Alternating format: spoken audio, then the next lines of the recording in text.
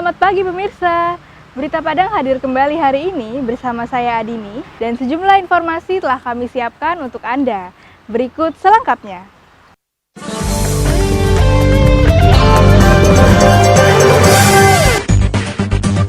SBMPTN hari pertama dilaksanakan dengan protokol kesehatan yang ketat. Puluhan sepeda motor terjaring razia cipta kondisi. Seorang pemilik sapi tewas usai berkelahi dengan orang yang melarang sapinya masuk ke pekarangan.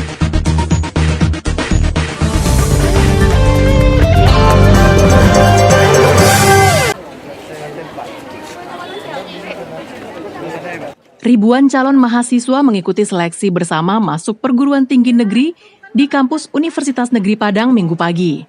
Pelaksanaan ujian dengan standar protokol kesehatan, di mana calon mahasiswa harus memakai masker, mencuci tangan, dan diukur suhu tubuhnya. Selain itu, kapasitas ruang ujian juga hanya diisi separuh. Di depan ruangan ujian, para calon mahasiswa ini juga harus berbaris dengan rapi sesuai garis yang sudah ditentukan. Mereka pun harus masuk satu persatu dengan memperlihatkan nomor peserta ujian masing-masing. Ribuan siswa tamatan SMA dan SMK yang berkeinginan melanjutkan pendidikan ke jenjang perguruan tinggi negeri harus mengikuti ujian tulis berbasis komputer UTBK. Di Sumatera Barat, UTBK dilakukan di 3 lokasi, yakni ISI Padang Panjang, Universitas Andalas, dan Universitas Negeri Padang. SBMPTN di Universitas Negeri Padang digelar sebanyak 57 sesi ujian, dengan jumlah peserta lebih dari 17.000 orang. Sesuai protokol kesehatan, maka UTBK dilaksanakan dalam 2 tahap, yaitu tanggal 5 Juli hingga tanggal 14 Juli, dan tahap 2 tanggal 20 Juli hingga tanggal 29 Juli. Ada 57 sesi ya, dengan total peserta keseluruhan 17.430 ya. Dan kita memang mengutamakan kesehatan dan keselamatan ya dalam pelaksanaan UTBK ini. Oleh sebab itu seluruh panitia yang terlibat, mulai dari penanggung jawab lokasi sampai kepada calon-calon mahasiswa baru yang mengikuti seleksi ini, harus mengikuti protokol kesehatan penanganan wabah COVID-19. Kapasitas ruangan juga dibatasi, yang biasanya diisi 20 orang, sesuai jumlah komputer yang tersedia, sekarang hanya diisi 10 orang. Satu hari ada 2 shift ujian. Shift pertama jam 9 pagi hingga jam 11 pagi, dan shift kedua dari jam 2 siang hingga jam 4 sore. Laude Juardianse melaporkan dari Padang.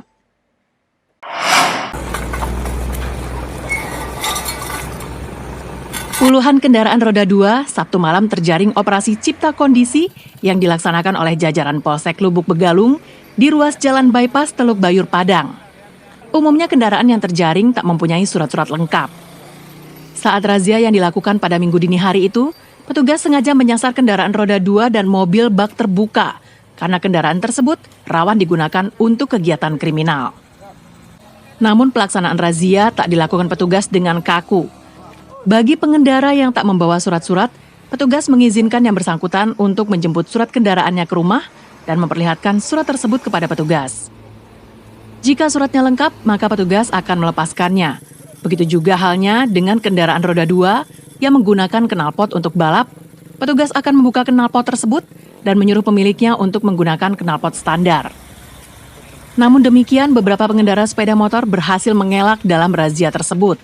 Saat mereka melihat ada razia dari kejauhan, pengendara langsung putar balik untuk menghindari razia.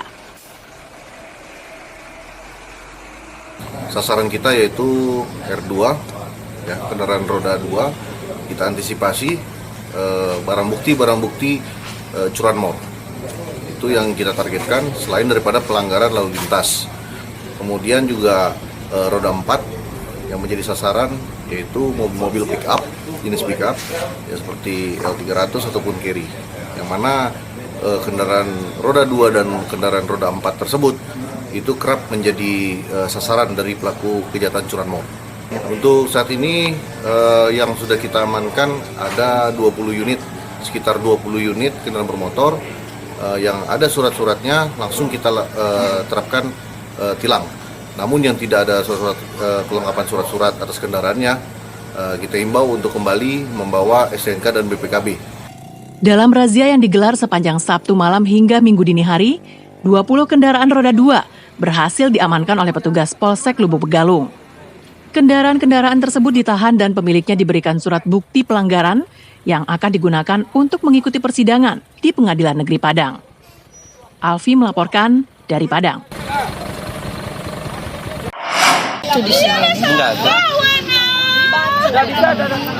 Sakit hati karena pekarangannya kerap dimasuki sapi, seorang pemuda nekat menganiaya tetangganya hingga tewas. Peristiwa mengenaskan ini terjadi pada Kamis lalu di sebuah kompleks perumahan di daerah Kota Baru, pinggiran Kota Padang. Pelaku sendiri menyerahkan diri ke polisi 6 jam setelah peristiwa itu terjadi. Dalam pemeriksaan yang dilakukan petugas, terungkap jika kasus tersebut berawal dari korban yang merasa tak senang jika sapi peliharaannya diusir dari pekarangan rumah pelaku. Korban kemudian mengajak pelaku duel 1 lawan 1. Karena ditantang, pelaku pun melayani ajakan korban dan mereka berkelahi di halaman rumah pelaku.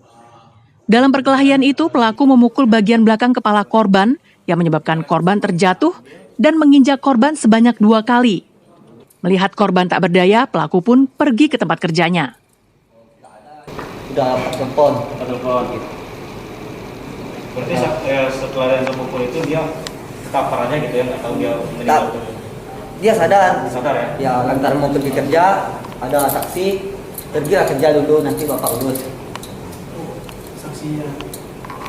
Belakangan, Renzo mengetahui jika Fadli Arif yang berusia lebih tua 11 tahun dari dirinya tewas akibat perkelahian tersebut.